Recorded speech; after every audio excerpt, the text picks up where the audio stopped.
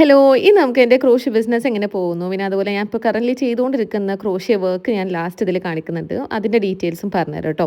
പിന്നെ രാവിലെ പിക്കപ്പിന് വരുമെന്ന് പറഞ്ഞതുകൊണ്ട് നേരത്തെ പാക്കിംഗ് ഒക്കെ തീർത്തു. ഇന്നലെ കുറച്ച് പ്രൊഡക്റ്റ് പാക്ക് ചെയ്തിട്ടുണ്ടായിരുന്നു. ബാക്കി പാക്ക് ചെയ്തതായിരുന്നു ഈ ഒരു യെല്ലോ റഫൽ ഫ്രോക്കും പിന്നെ 2 ലോങ് ടൈപ്പ് ബണ്ണി ഡോളും. ഒന്ന് ഞാൻ കവറിൽ പാക്ക് ചെയ്തത്, ഇത് കോഴിക്കോട് നിന്ന് അവർ കസ്റ്റമറെ ഡയറക്റ്റ്ലി വന്ന് എടുക്കാമെന്ന് പറഞ്ഞു. പിന്നെ ഇന്നലെ പാക്ക് ചെയ്തതായിരുന്നു ഈ ബെയർ റാറ്റിലും ബെയർ ഡോളും. അവർ രാവിലെ വന്ന് സാധനങ്ങളൊക്കെ എടുത്ത് കൊണ്ടുപോയി കേട്ടോ.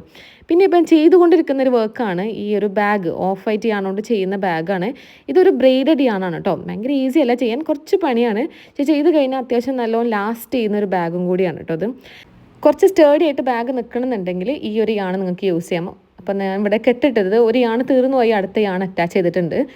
ബ്രെയ്ഡഡ് യാണ് ഞാൻ വാങ്ങിയിട്ടുള്ളത് മാജിക് നീഡിൽ എന്ന വെബ്സൈറ്റിൽ നിന്നാണ് കേട്ടോ. അതിൽ തന്നെ പല തിക്നെസ്സിൽ അവൈലബിൾ ആണ്. അതിൽ തന്നെ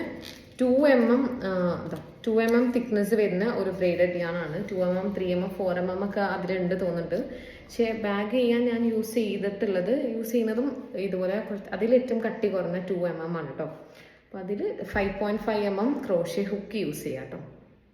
അപ്പോൾ ബാഗിൻ്റെ ഫ്ലാപ്പ് ചെയ്യൽ തുടങ്ങിയിട്ടോ. ഓക്കെ, ഇവിടെ എത്തിയിട്ടുണ്ട്. അപ്പോൾ ഇതിൽ ഞാൻ മെയിൻലി യൂസ് ചെയ്തിട്ടുള്ളത് ഡബിൾ ക്രോഷ്യ ലെയർ, ദെൻ ഇവിടെ പഫ് സ്റ്റിച്ചുമാണ് യൂസ് ചെയ്തിട്ടുള്ളത് കേട്ടോ. ഫ്രണ്ടിലും ബാക്കിലും അതുപോലെ തന്നെ കൊടുത്തിട്ടുണ്ട്. 3 ലെയറും കൂടി ആഡ് ചെയ്തിട്ട് ഇവിടെ സ്റ്റോപ്പ് ചെയ്യാം. ബാഗ് കംപ്ലീറ്റ് ആവും. ഭയങ്കര വേദന കേട്ടോ ഈ ഒരു യാണ് വെച്ച് ചെയ്യുമ്പോൾ. ഭയങ്കര സോഫ്റ്റ് ഒന്നുമല്ല, കാരണം യാണ് ഭയങ്കര ഒരു കട്ടിയുണ്ട്. കുറച്ച് സ്ട്രെയിൻ ചെയ്തിട്ടാണ് ഈ ഒരു സ്റ്റിച്ച് നമുക്ക് ചെയ്യാൻ കഴിയട്ടോ. ഭയങ്കര ഈസി ആയിട്ട് ചെയ്യാൻ പറ്റുന്ന ഒന്നല്ല ഈ ബ്രെയ്ഡഡ് യാൺസ് കൊണ്ട് ചെയ്യുന്നത്. കുറച്ച് വേദന വരും നമ്മുടെ കൈ ചെയ്യുമ്പോൾ തന്നെ.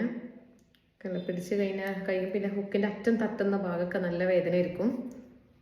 കണ്ടില്ലേ ഈ ഭാഗത്തൊക്കെ. ഇത് കഴിഞ്ഞ പ്രൊഡക്റ്റ് കാണുമ്പോൾ നല്ല രസമല്ലേ. പിന്നെ ഇത് കംപ്ലീറ്റ് ചെയ്തിട്ട് ഞാൻ നിങ്ങളെ കാണിക്കും കേട്ടോ. ബൈ.